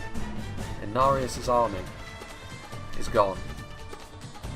And to be fair, he poured quite a lot of his efforts into that middle phase, which Isengard claimed the momentum. So clearly he didn't have enough to join into the final assault, but it's interesting, isn't it? Could it be a matter of quality that does Isengard in here? It's not often you say that, but I mean, if we have a look here in the upper reaches, they still have Helm's Hammers to deal with. I mean, to be fair, civilians, not so much. There's still some Westmark Marshals and Helm's Hammers, though, which is a concern. Not really anything in the way of Medicell Guard up here by the looks of things, though. So, I mean, it could be worse. Ooh, the Ballista crew have remounted. In come the Wargs. They're really trying to make something happen here, Isengard, but I think if that's the case, they need to just sort of be all in. Another Isengard General falls into the teeth of those Westmark Marshals. And again, it's a good place for the Ballista to be, because they could potentially go right through the line. It's not only the physical damage, in fact I'd say with the Ballista it's less of the physical damage really and more the morale damage that the flaming shot can cause. And you can see also just how much the Westmark Marshals have forced Isengard onto the back foot here. Their damage is carrying them forwards along or through the Isengard ranks, and a battered and bruised unit of Uruk-hai archers is not going to be enough to stop that. These axes are going to continue to claim the heads of more Uruk-hai. Very good for them. Meanwhile, here come the sons of Eor once again, the Arid of Aldberg. Honestly, if I were Cad Bane, I'd wait. I'd just bide my time and wait, because Isengard at this point are struggling to really gain inroads. I would wait until Isengard either start to crumble completely and then just really put the final nail in the coffin with those cavalry units he still has, or I'd wait for Isengard to start attacking this choke point over here. Either one. At this stage I would say there's no rush. In come the Uruk-hai infantry. I'd say numbers wise they numbers wise they will overrun the Westmark Marshals here, but they will go down swinging. More of these plate-clad Uruk-hai will fall. Yeah, more reinforcements are always going to be necessary. Isengard's great hope will be, of course, that Rohan start to run out of ammunition in their supporting tools, because then, of course, stuff like their pikes and any crossbows, and of course the Lurtz hunting pack they still have, can really come into their own. But don't get too excited about that, because this unit of Helmingas and Tundra's Fox certainly still has ammo, so they still have a little bit to give there. That unit doesn't, by the looks of things. Still some Shield Maidens up here. Actually, there is a unit of Medicell Guard from Tundra's Fox. More Westmark Marshals coming down. I mean, from Rohan's point of view, they could try and just move forward. Try and mulch Isengard down here. And just play it that way. In comes a charge here from the Westmark Marshals. Any Uruk-hai that were in the way of that. I mean, because of the way the unit was situated, the charge maybe wasn't as good as it could have been as far as shock infantry is concerned, but it's still a problem here, because in sustained melee the Uruk-hai infantry will really struggle and they will continue to be bled. Helmingas are firing at, I believe, the Uruk-hai pikemen, which is a good enough target. Again, they're armoured by most pike standards, but they're not shielded like the Hranadine pikes or the Naru sentinels are, so it's definitely a worthwhile target to go after. Lurtz hunting pack shooting at a big horde of Riddermark axemen as they move forward. Again, a good target to go after when they're condensed in like that. They may not be the most dangerous unit Rohan have left, but it's all about volume at this point, I think, for Isengard. What have we got going on down here? The Uruk-hai pikemen continuing to just marshal the situation. The Sons of Yall are waiting back there. How much reinforcements do Isengard have, or how many reinforcements do Isengard have? They still have Nars Kai. Incredibly dangerous, of course. In terms of a single unit, this is probably the most dangerous pure melee combatant left on the field, to be honest. The Helm's Hammers are all well and good, but they don't do as much damage as the Nars Kai. Folk of the Ring, very dominant. Even the Lurtz hunting pack are decent in melee. But I mean, at this point, Isengard are in a little bit of danger of letting the battle get away from them a little bit, because if they continue to commit as they have done, Rohan will continue to just bleed their manpower on the front line. Another unit of Bane Guard, some crossbows that are out of ammo, the Lurtz hunting pack presumably out of ammo as well, being committed. They need another solid infantry unit at this stage. I mean, yeah, they need the pikes on the front line. Here, Riddermark axemen getting into the Uruk-hai crossbows. Again, some good kills are on offer here for the Rohirrim, and they are more than willing to take them. In come the pikes now, but you can see the Shield Maidens have been moved forward, and once again, it's all about picking the right targets here, and Rohan so far have most certainly done that. The Shield Maidens are the best and really only reliable tool they have against the pikemen in any situation. and so it has proved to be in this particular battle. As we do enter its final phases, it's going to be a matter of who runs out of steam first, and at this point I would say it's probably going to be Isengard. They have still got healthier units of infantry back here. They still have the X factor of the Nazkai, more pikes. All is not lost, but I do question the numbers and quality. I think that, taking everything into account, I think Rohan probably have the better of it. Fire arrows coming in trying to break the front line. Viper action is going to send forward his guards of Orthanc, who are very, very tough to break down. But again, there's a lot of heavy axemen on the front line at this point. But I think at this point it would just be worth having the guards of Orthanc on the front line just to make sure the morale of Isengard's assault here doesn't fall apart completely. And they are still a quality unit. May have a response from Rohan. In come the Bane Guard as well. Going shock infantry to shock infantry, but they will lose to the Westmark Marshals. And just look at how many Westmark Marshals there are on the front line. A truly scary proposition to fight them.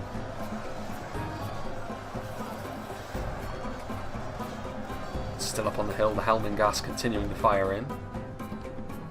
Again, Rohan are not the most damaging when it comes to their archers by a long way, especially in this situation where they don't have rangers, but still capable of shooting and killing units, especially from the back like this. And still Isengard continue to struggle on the front line, it must be said. They need to make some inroads quickly, but I'm not sure they have that. I think the loss of their catapult, to be honest with you, I don't know what killed their catapult. I think it was probably the ballista, because as we look down here we can see its carcass somewhere. Yeah, this was it, over here. I think it was. I think it can only be the ballista because of the wrecks of the catapult, because it wasn't just the catapult crew being killed off by a cav charge that we didn't see. In fact, the artillery pieces themselves are gone. There's no arrow towers either. Shield Maidens continuing to do their thing. Again, I'd say MVPs of this match so far, probably the Shield Maidens. In this matchup, if you're Rohan, you probably need them to be as well, like I said. Guards of Orthanc, evenly matched. They're wavering, actually. That's amazing. They are pushing back, though. Like you can see, there is a bit of forward momentum going on here, because the Riddermark Axemen are not really on the same tier, so while the unit types favour Rohan, the level of quality doesn't. The pikes are also lending a hand. The balance of forces is a little bit more even now. More arrows finding their marks from on high. Do they have any more crossbows, Isengard? That would be an interesting thing as well. Some shield maidens, are they out of ammo at this point? It looks like it. They've got their swords out, so they're going to come over here and try and shore up this side of the line, I would imagine. Bit of a morale boost as well for the Riddermark Axemen that they are fighting alongside. Again, they won't do too much damage. Their worth in melee comes from their ability to act as a morale battery, really. Donlanders coming forward from Mr. Sneakman. Riddermarks wavering. So you can see that, you know, the momentum is starting to shift now. Guards of Orthanc, Lurt's hunting pack, more heavily clad Uruk-hai on the front line. Still, that unit of shield maidens has got a little bit more ammo though, and still they're doing damage to Isengard as they try and force their way through. Westmark Spearmen moving down, another unit of marshals. So I mean, at this point I think Rohan have committed so much to this front line. If they're going to commit all of this as well, they should probably just throw everything behind it. And there is still, of course, the small matter of the Sons of Eorl as they crush that very depleted unit of Donland veterans, feasting on the scraps, really. Those Donland clansmen, I mean, it's better than charging into pikes, you'd have to say. Which is probably their best bet. Just making sure Isengard, even if the Sons of Eorl don't do a single thing in terms of killing in the rest of this battle, parking themselves here just to let Isengard know there's a unit of knights on their ass might be sufficient to draw off enough of their strength that the front line fight goes against Isengard. More Westmark Marshals coming in. Isengard are really, like, this really would be the final hurrah, you'd have to say. That being the case, there isn't really anything up there dealing support anymore. I mean, there is Medicel Guard, which could be seen as a real threat. But it might be now or never for Isengard, so they might want to just throw everything in and see if they can break Rohirrim hearts here in the final stage of this battle, because it could still go Isengard's way, to be honest. If they can just sort of flood over the line, shore it up with pikes, they should be fine. Helm's Hammers are moving down because civilians aren't going to offer that much, and civilians are most of what Rohan have got left up here now. They do still have some Shield Maidens who might have the odd volley left in them, as well as the Medicel Guard, but it's interesting, isn't it? Lurtz Hunting Pack, Nazkai. Could Rohan be the ones to run out of steam? It's very possible. I mean, this section of line now is looking a little bit fragile. The arrival of some Donlanders just to give more numbers. In come the Helm's Hammers, another force of Westmark Marshals. They're pretty much exhausting their supply of quality units, though, at this stage. They should probably charge in at this point. Oh, Javelins. Those are two Medicel Guard. Two Medicel Guard. Maybe it is beyond Isengard after all. Infantry moving in. They can save one for any Nazkai they perceive, and they can use one immediately to help shore up that front line. Again, it's all about volume of kills at this point from Rohan, because if they can take away enough of Isengard's manpower, their quality should do the rest. 2 units of Medicel Guard, a unit of Helm's Hammers. They've still got quite a lot of Westmark Marshals on this front line who will continue to dish out that armour-piercing punishment. Another unit of Uruk-hai infantry moves forward, but again, it's not a favourable trade with Westmark Marshals, but they just need to get everyone in. Been another good battle, this. Meanwhile, the Sons of Yore are just waiting. Mr. Sneakman is performing his role as being the shield against them with his Donland clansmen, but even just keeping... I mean, look at this. This is 231 and 244 men that could be helping to force their way through this stubborn Rohirrim resistance. Nazkai, I think they were moving forward, but the Medicel Guard noticed them. It's understandable they pulled back. These Shield Maidens, yeah, they obviously ran out of ammunition, and they now are going to move onto the front line. Again, more of a morale boost. I don't think you're going to break Rohan here. I think you're going to have to do this the old-fashioned way, killing them to the last man, which I'm sure would have been the Uruk-hai and the Dunlanders' first choice, but they themselves may end up being killed to the last man here. Yep, they're going to march in here, the Shield Maidens. They're going to take some nasty volleys, however, from the Lurtz Hunting Pack of Mr. Steepman. Still has ammo. Oof, and there you can see both units of Medicel Guard. As soon as the Nazkai move forward, they're being targeted. Exactly the right move. You could argue one go after the Nazkai, the other go after this fresher unit of pikes. But if you just look at the numbers at this point, I mean, the Isengard need the Nazkai on the front line at this point. The only problem is the Medicel Guard are going to have... They might not have the range on the Nazkai though, which would be quite interesting. In come the pikes. Some routing Bane Guard. Shield Maidens of Rohan. In go the Medicel Guard into melee, which is interesting, so they've run out of ammunition. This unit still has some by the looks of things, at least they're still holding some javelins. In go the Shield Maidens, getting onto the front line.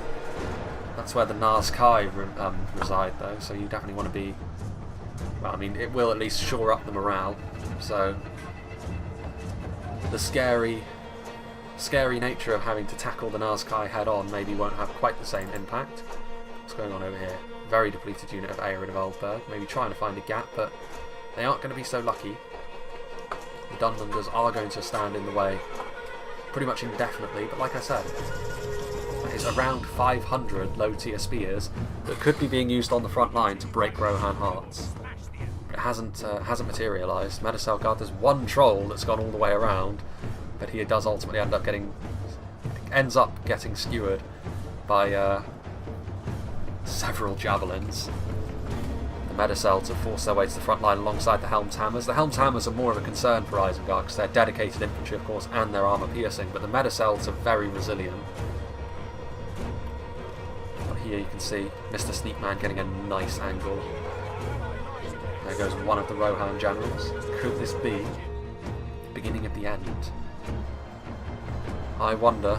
The Nazkai victory seems certain for them. Defeat seems certain for Isengard over on this side, but they have the support of the Lurtz Hunting Pack, and of course the potential to bring the Lurtz Hunting Pack into melee. Is the time now for the cavalry? That's the question. Arid of Aldberg is, again, padding out their kill count by feasting on fleeing infantry units. You shouldn't really be wasting your time on such frivolities now. You need to be getting ready to probably go for a Hail Mary with the Sons of Eorl if it's required, because one rear charge into the back of this line by the Sons of Eorl and Isengard are done. There is another unit of Westmark Marshals, however, in civilians. That's all in terms of Rohirrim infantry that they have remaining to them. That could still be enough to see them over the line, to be honest with you. Like, the Nazkai are exceptionally strong, but it's a lot of weight to put on their backs alone. But they haven't really taken any losses here either. Absolute mad lads. It might be that the civilians as well. Is this the generals unit, I wonder?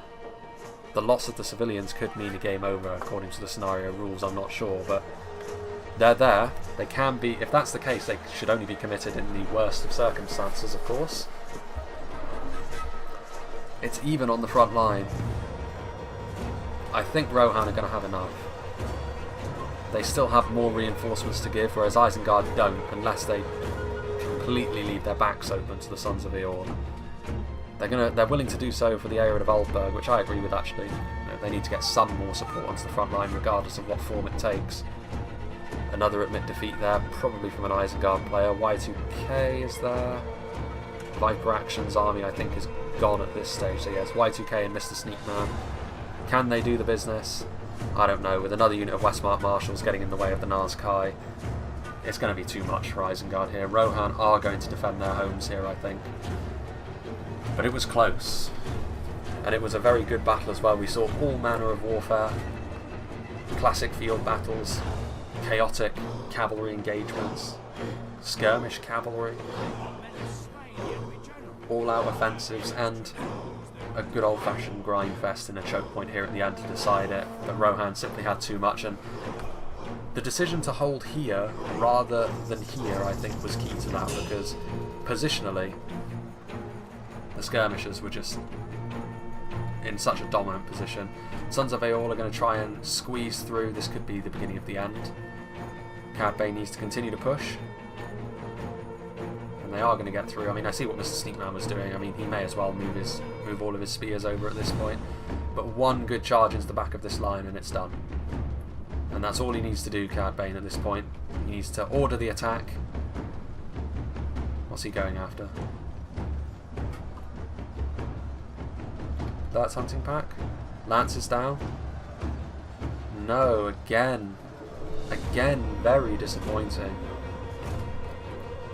I mean, he clearly ordered the attack there, so at that time I'm not willing to blame him entirely, but again, so many of his cavalry charges have not had the lances come down.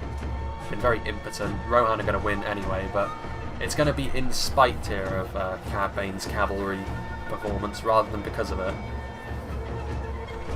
I don't want to be too harsh, but yeah, definitely not one of the finest cavalry performances I've seen, even if here in the late game he can claim to be riding through the enemy lines.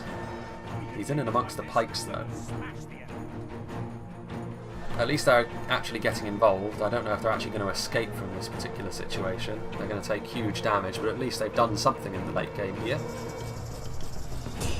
To be fair though, they took tons of damage there. Again, not very good. Like, the fact that they're dead isn't really the problem. If he just ordered an attack order, a charge order into the middle of the line over here, they would have done tremendous damage and that would have been nice for them.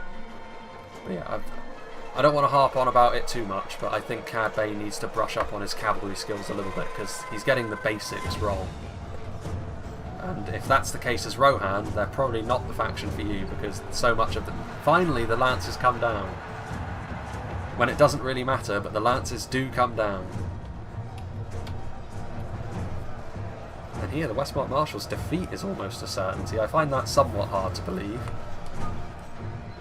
If it comes down to that in the end, and I mean, it doesn't matter too much. I mean, Rohan are going to win. Like, the Donland and clansmen are routing. They don't have the morale, but if it came down to, in the end, Cad Bane needing to use his cavalry correctly and getting a good charge off, or Rohan would have lost, Rohan would have lost this fight. So, a warning for the future, I suppose. But in the end, you can't take away too much from Rohan. As a unit, they performed very, very well. And like I said, the decision to have the choke point here rather than here was instrumental in their victory, because the axe throwers and archers did so well up on this section of cliff, and the catapult of course. They ended up winning, and Isengard will rue, I think, not having one of their armies go this way.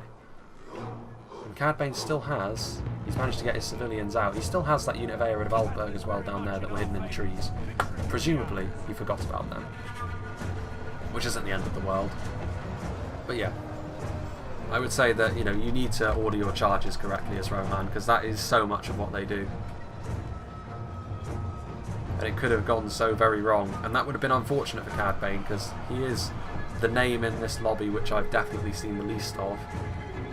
And you don't want to draw the ire of your teammates by falling flat on your face to the point where it costs your team the game, and I'm glad that that wasn't the case on this occasion. There's only one son of Eorl left as he gets passed around by all of these filthy Dunlanders. There are the Aelred of Aldburg continuing to charge in, as Isengard surrounded on all sides, the pikes trying their best. A close battle indeed though, and a very high quality one I have to say. Really, really good to see. A nice thematic fight between two old enemies on a very nice map, I have to say. I like this map because it's big, but because of the scenario, all facets of it pretty much were used. We didn't see a large fight in the lower town, but it still played a part because Isengard had to march through it to set up their main assault. The outer fields, of course, the outer skirmishes along the river, over here. And then, of course, the final ascent, the most classic siege battle section that we saw today. There are the marshals, and yeah, at this point the Isengard effort falling apart completely as the Dunlanders are routing. There are still some Dunlanders back there, so they're going to be the final ones left standing on the field, or at least left fighting actively. Their home was taken away from them by the Rohirrim a long time ago, and unfortunately for them, this is not the day that they will reclaim it. If only things went this well for Theodred. Here comes the other unit of Aelred of Aldburg as they come in. A nice charge once again into the Dunland. Well, actually, was it a nice charge? They didn't connect well again. They end up routing, but if the Aelred got their lances down there, that should have been at least half the unit dissolving. So once again, the cavalry refusing to pull its lances out and utilising the swords. I'm hesitant to entirely blame Cad Bane for this, to be honest with you. I think maybe it's just a case of the intricacies of cavalry and just getting used to it. Because sometimes your cavalry just won't pull their main weapon out for the charge. And they just end up bumping into the enemy, and that can often happen if they don't have enough room to get the charge up to speed, which is just a matter of experience. Meanwhile, Nazkai, they will actually be the last ones left standing, which maybe is quite fitting as the Medicel Guard finish them off. And there they go. Brutal choke point here, brutal fights out in the field, way over there, so it just gives a sense of scale to this battle. A very, very enjoyable fight indeed, and big thank you to Eclipse. This is actually one of my favourite battles that I've done in a long time, actually, in Reforged, I would say. It's been, it was really, really good, just because, again, you know, often in these big, like, large map battles, you see so many features that don't get used, but this scenario was set up so that pretty much everything was. You could say, you know, even the trees, which didn't see battle over in the corner, were used to conceal some of Cad Bane's cavalry. The river was used in the skirmish fight between Eclipse and Inarius and Y2K. Antundra's Fox, the fields obviously were the site of the first major incident. The lower town was utilised, a bit of cavalry skirmishing, and obviously Isengard's main advance as they pushed into this section of the field, which then this town was used, and then finally this was used. Really, really good. And like I said, I think Rohan as a whole deserved the win because they set themselves up very, very nicely. And I think, honestly, if Isengard had decided to send, like, even Viper Action's really damaged army... Excuse me. Something caught in my throat. Ugh. Ill-opportune moment for that. Anyway. If they had gone over here instead, they could have forced Rohan to use the hill over here, and the angles there would not have been anywhere near as good for Rohan, and Isengard could have won. And the decision to do that, and then the subsequent decision for Rohan to push out and use this road as their choke point instead... is ultimately what I think gave Rohan the victory, because there was only 4 or 5% in it, which in a big scale siege like this is very, very little indeed. But credit to Rohan, because being on the defence is not often something they do as well, but on this occasion you saw that having a bunch of cavalry integrated into your defence, as long as the map is correct, which on this occasion you've got a lot of room to manoeuvre, it can really help Rohan as long as it's used correctly. And for the most part it was, even with Cad Bane's cavalry, like at least he was trying to get the charges off. It's just a matter of experience and knowing when the lances will come down and when the cavalry will just remain with its swords out. But anyway, let's see what did the damage for the Rohirrim overall. Sons of Yule, Riddermark Skirmishers getting over 100 kills, which is good in a siege like this, especially on the kind of targets they were going after. Westmark Marshals doing very nicely, and the Westmark Spearmen holding the line adequately as well. But the Shield Maidens, yeah, definitely the MVPs I think for Rohan overall. 280 and 166. That's a sign that not only were they getting kills, but they were targeting the right things. They weren't just impotently firing their ammunition into the front of Uruk-hai infantry with their shields up. Captain Wolf, his first Marshal's bodyguard, so this is Sin, his first Marshal's bodyguard, and his Shield Maidens of Rohan once again were the most integral part of his armies. His army did a lot of damage to Viper Action and Mr. Sneakman as they moved through it, to be fair. It was very fast and furious. He was the first player really to fall in this battle, but he wasn't the lowest kill count by any means, because it was such a violent fight out in the fields. This army, this is the clip, so his red shields again doing very well. Those numbers are inflated somewhat by the fact that those units were able to effectively pick off 2 full units of Donland veterans unopposed. But a lot of their ammunition had to be expended by that point. Warg Skirmishes were among the numbers, so good kills. Helmingas getting 347, which is very, very good for a regular archer. And the Shield Mains, the Catapult as well, another really, really good thing. So again, a combination of the armour-piercing infantry on the front and the support units for Rohan were the key to victory here, as it needs to be, with obviously the cavalry. I think all of the aspects of their armies were used quite well by Rohan here. And like I said, Isengard didn't necessarily play badly. I think it was just the case that Rohan played well.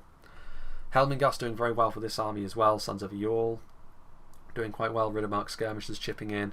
Westmark Marshals once again. The standard infantry and spears, to be fair, the Westmarks of Rohan weren't amazing, but then they didn't really need to be. All they needed to be was sort of a sponge for damage.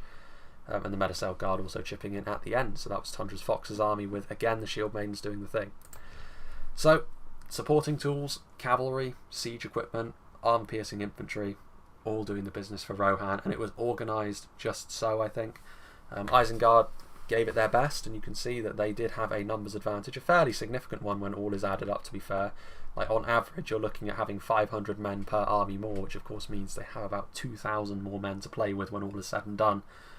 But it wasn't quite enough to give them the victory today. They didn't play badly, like I said. I think it was just the decision-making and the play by Rohan earned them the victory here. But yeah, big thank you to Eclipse for sending me this battle replay. Once again, really, really good stuff. A lot of the best stuff from Reforged at the moment does seem to be coming out of the podcast channel. And eventually, I will dive back into that, hopefully. And yeah, so big thank you to Eclipse. Big thank you to all of the players that were part of, again, this very high quality battle replay. As for what's coming next, like I said, I'm kind of recording quite a lot in advance, and I'm sticking to the 2 pre-records per week at this point, so the idea is that I can build up a really big stockpile of replays that are already done and rendered and ready to upload by the time university starts. So the time I'm recording this at is probably at least a week away from the point where I'm actually uploading it, so there will be a bit of disparity really now between the pre-records and what I'm talking about there, and what I'm ultimately talking about in some of the live streams should you be able to join me for the Lothlorien campaign and beyond, because I think the Lothlorien campaign will probably be finished by the time I go back to university based on the progress we suddenly made in the last part.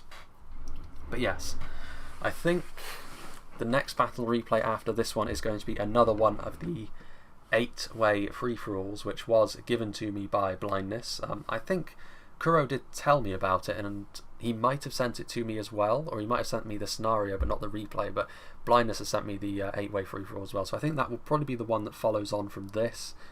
Then I have a couple of sieges as well, a siege of an updated version of Grimslade and a siege of Dale, and also I have a battle on the Iron Hill, so effectively I have got those 4 to be getting on with in the interim. And I think I have a couple of others as well that I can actually do. Actually, no, I think those are the 4 main ones. There may be a couple of others I'm forgetting about, which I also get around to, but those will be the main 4. And obviously, do feel free to keep sending me stuff, especially if it's on maps that don't often get seen. Obviously, this is a completely new one developed for a scenario, but if it's on maps that rarely get seen, so obviously I'm not talking about Moria or Bursa Gath or Thranduil's Halls. These are maps that I've shown a lot. So if you do send me a replay on them, I will take them and I will ultimately show them. Don't expect it to be immediate though, because I will prioritise new content like this. Like this, Eclipse sent me this I think only 3 days ago, and I'm doing it now because it's new. And obviously new stuff is the lifeblood of games and mods such as this. So yeah, that's the situation, but do feel free to send me more stuff, because obviously that's what keeps my channel afloat, basically. So yeah, I think that's pretty much it. I think I'm done waffling at the end of this video. Again, closing remarks, big thank you to Eclipse once again and all the players. Hope you enjoyed this, and I hope you will join me for whatever is next.